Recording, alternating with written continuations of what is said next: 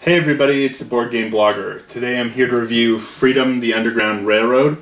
This is a very fun cooperative game put out by Academy Games. And so it's not for everybody. Some people only like playing those competitive games. If you're one of those persons, probably don't want to keep watching. But if you like and enjoy the cooperative genre, or even if you're kind of ambivalent towards it, I'd encourage you to check this out. It really does some unique things with the cooperative system, and it's just a really well produced game. It's a great theme, freeing the slaves, trying to get them up to Canada, in the 1800s. And it's a unique system. I mean, it's still cooperative. You're still, playing against the board, so to speak. But there's some neat mechanics to it, and I think it honors the material well. There was a big kind of outcry, I think, when Multiman Publishing put out King Philip's War. Just because it's a war, basically between the colonists and the natives, and that caused kind of an outcry. I don't think there's going to be any outcry here. As you're not really controlling the slavers. It's not like you're trying to capture slaves. That's the enemy in the game, and your goal is to get as many slaves as possible to Canada. And plays quite quick. I have not played this game single player, so I can't really vouch for if it's good solitaire or not. But it's good everything else, and I primarily play this two-player with my wife. She enjoys it, so if you're looking for a game, maybe to play with your spouse who's not as big of a gamer as you. My wife does enjoy quite a few games, but she's not as big of a gamer, and she really loves this. So that might be something to check out. For the components, rulebook, it's good Academy Games rulebook. I think things are quite clear. It's well laid out. There's good examples, and they always kind of include some historical text at the back. What's unique in this one compared to some of their other games is they break down basically every card from the period. So that's really nice. I like how they're breaking down every card and what it does, and I think that's a new addition for Academy. I really like that. Hopefully they keep that trend up with all their other games. There is no table of contents or index, which I think's unfortunate. I mean, there's not a ton of pages here, but if you want to look something up quickly, having a table of contents or an index would be helpful. It's a 15-page rulebook, including the historical text, and there's nothing there. I think that's the weakest element in the rulebook. They have a really good player aid. It's double-sided. Academy seems to be the king of player aids, and basically once you've read the rules once, you almost kind of just need this. I mean, you might look up some brief things in the rulebook, but this is really kind of clearly lays it out. Now there's just two, and it's up to a 4-player game, but I don't really knock them on that because there are additional kind of shorter player aids, and there's enough for every person there. And they got the picture of the kind of role you're playing on them, which is kind of neat. So that's the player aids, quite good quality, and then you've got the cards. Great looking cards.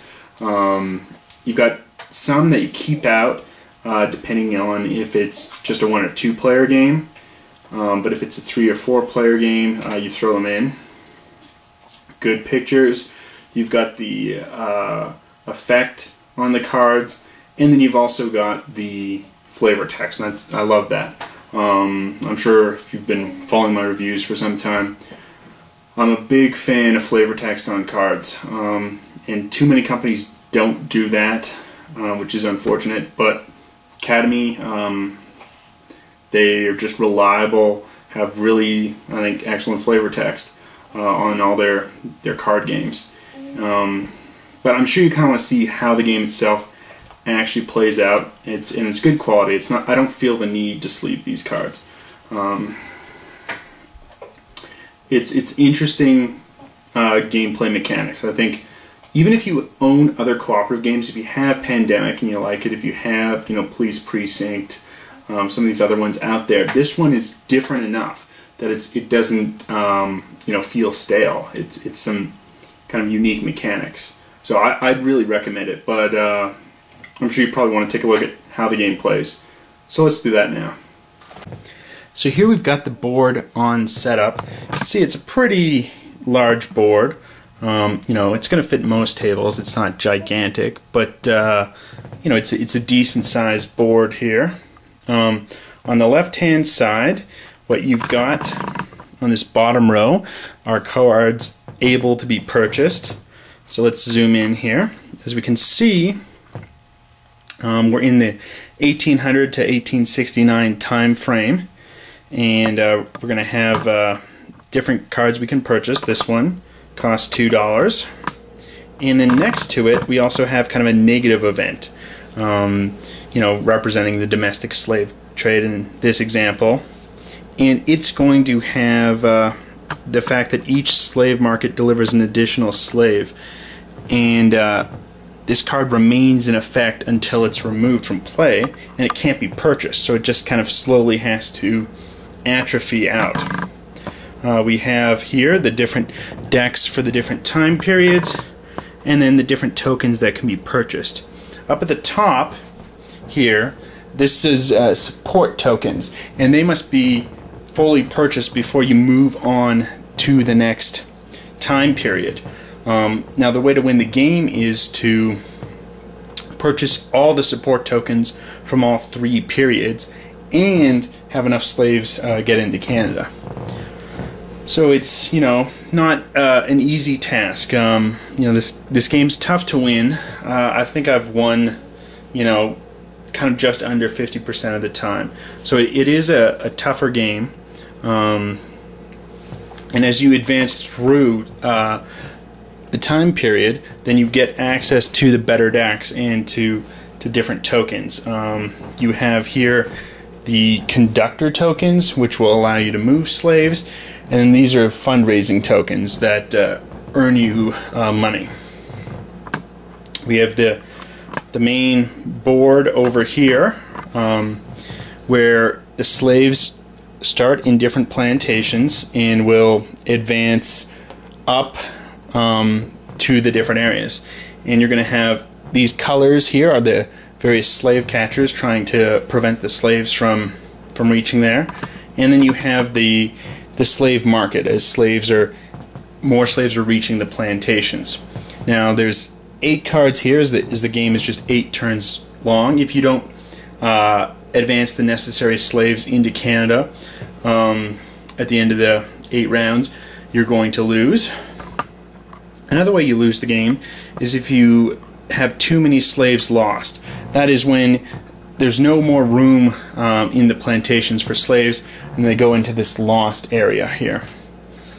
You can see in the upper left corner there's the 2 that denotes the number of players, and then 10 slaves freed, that's the number needed here to win the game.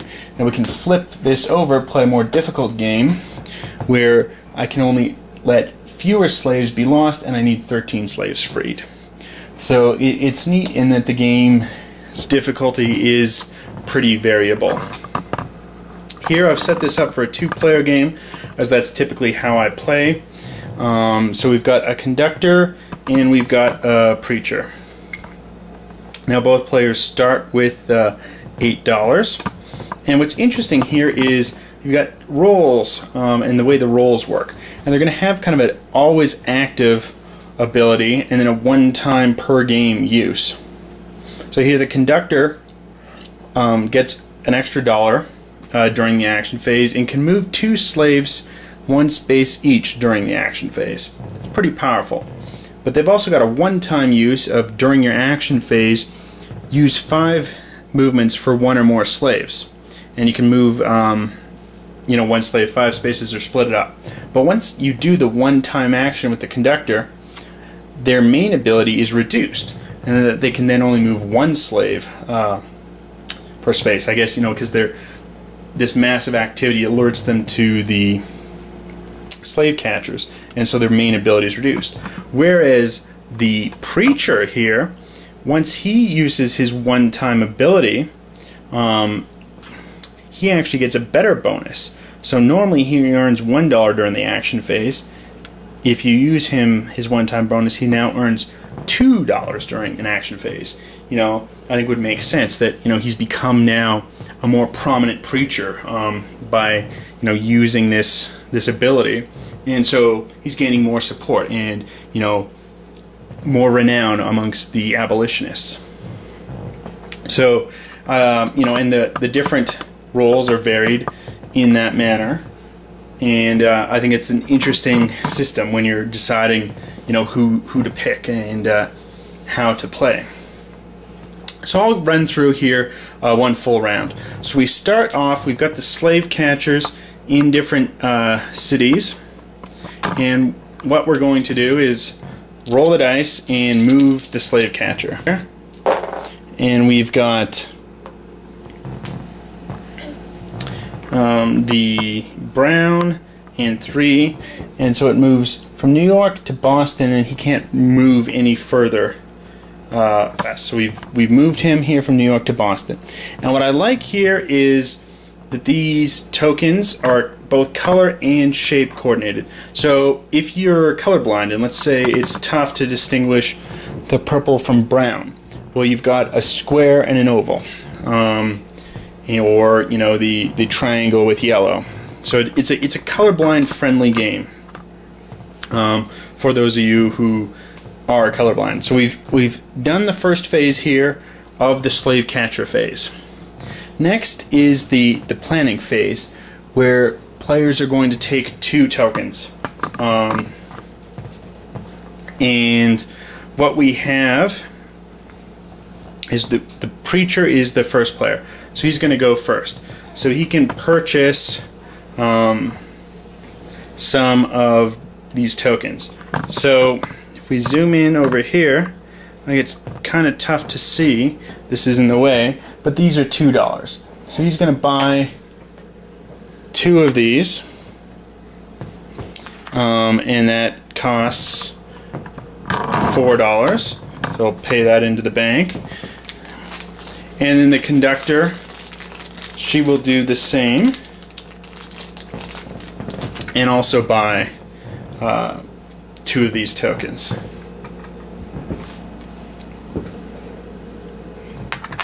So it's now the action phase, where you can choose to simply pass and take money from the bank. It's not exactly a good strategy early on, or even later on. It's just the actions become so you know, powerful, and there's only 8 rounds in the game. But if you've got no other option, you know, if you spend all your money, you just don't have anything to do, that's an option. But this is when these tokens will be played or cards purchased. So here, the preacher's ability is that he can purchase a card for $1 less during his turn. He also gets $1 during the action phase. So he's going to simply get his $1 now, and he can purchase a card. Since it's $1 less, he can purchase this one for free, which gives each player an additional $2. You know, a more powerful card in a more player game, but it's still worth it. So he'll purchase this, the Southern Church Correspondence card, giving both players 2. And then he will choose to use some of his tokens here. So he'll spend a 3. He can move 3 spaces, 3 slaves, 1 space each. So here he will move a slave, and now this is on Brown's route. So Brown then here is because a slave is ended on his route, Brown's going to move one back from Boston to New York. He'll move another one to Charleston and one up here, and now because this one is on Yellow's route, the yellow slave catcher will move. And so whenever a slave ends its turn on a slave catcher's route, they're going to move one closer. So it's very dangerous to move when the slave catcher is so close, because the signs of movement are basically alert the slave catcher. And he's going to move another 3 one space, and here this time he's going to move this slave up into St. Louis, and that's going to net him $2 to the abolitionist cause by getting it to, the slave to St. Louis. Maybe there's a secret speech given to the abolitionist societies there. But again, because this is on Purple's track, Purple's route, Purple's going to move one closer. He still has 2 more slaves to move, so we'll move one up here, and one here to Ripley. That gets another $1.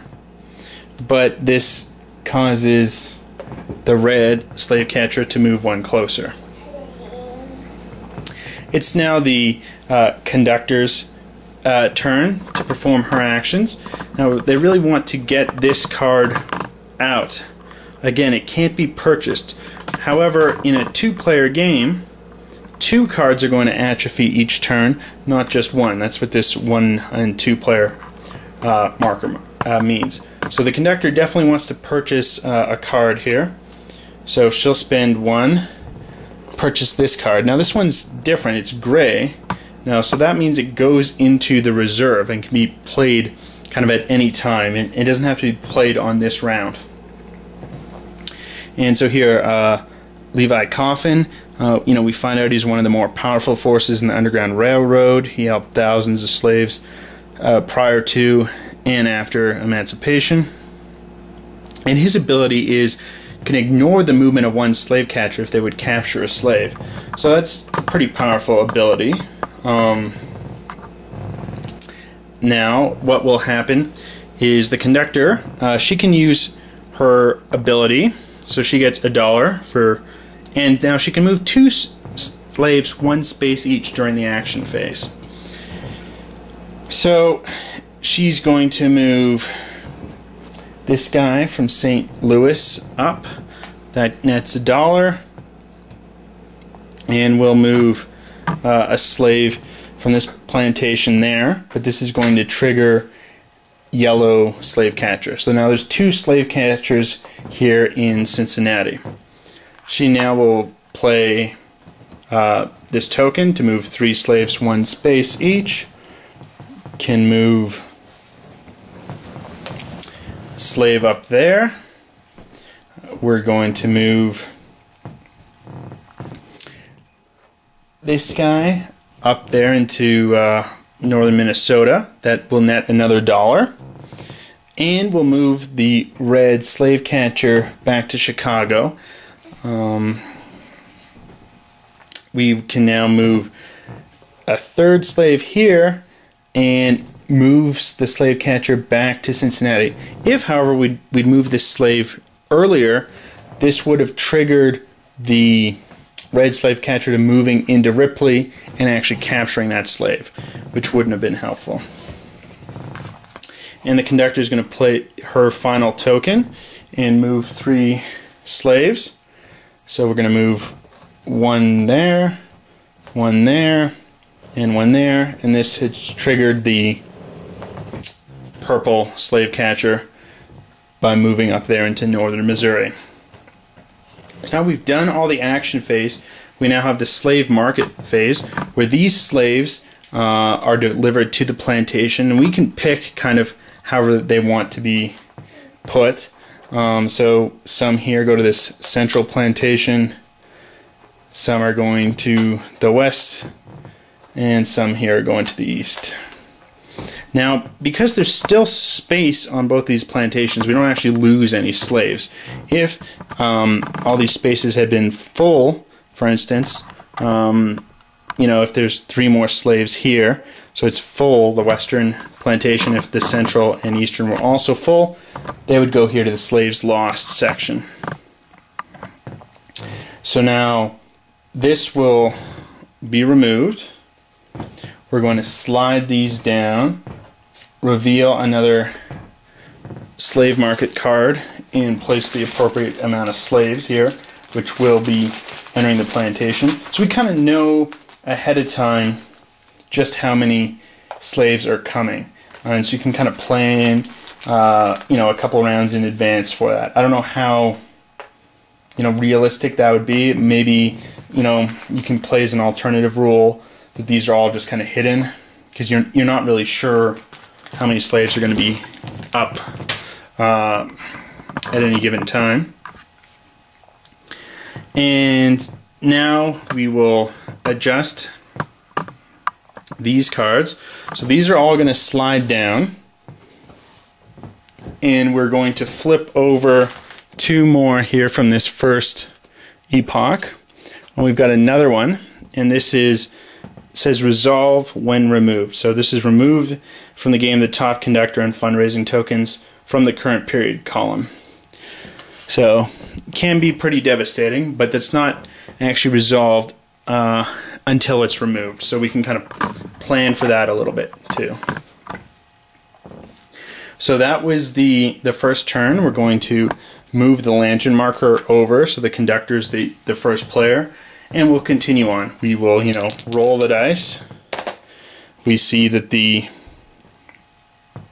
red player will move 2. And so the red player moves 1, 2. Now this slave, in fact, isn't captured, because even though it was on the pathway, the slave catcher kind of just bypassed that city and just kept going, so the slave could remain in hiding and not be caught. And that's where we're starting when we continue with the planning phase. So that's the game.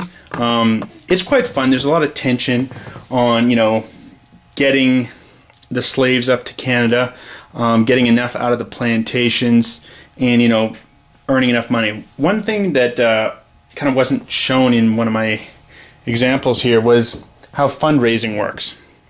So in the early 2 phases, you play these fundraising tokens.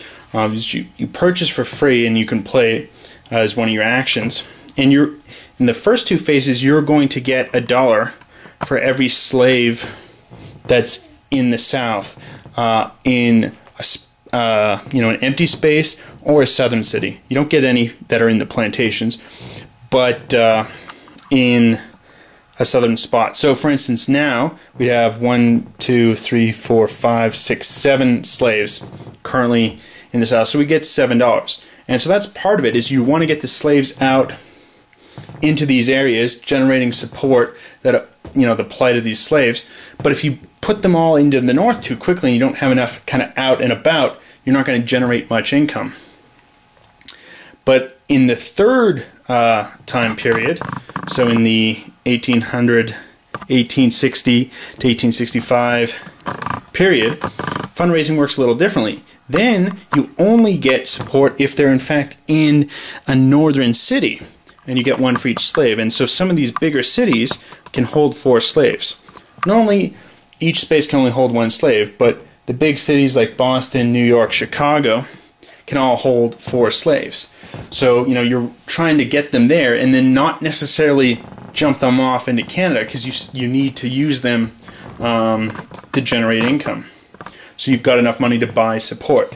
So it's an interesting mechanic there that kind of wasn't shown in my gameplay example. But it's a really interesting game. It's dynamic. You're going to learn about the history through, you know, the flavor text on the cards and the historical text in the rule book. It's interesting, and it's a fun game, you know, where, you know, you're trying to beat evil. And you know, sometimes I just wonder, you know, what if we were trying to do this today, and, you know, I think government would be just too big. You wouldn't be able to help free the slaves, and you'd got Big Brother just watching everything you're doing and monitoring too much.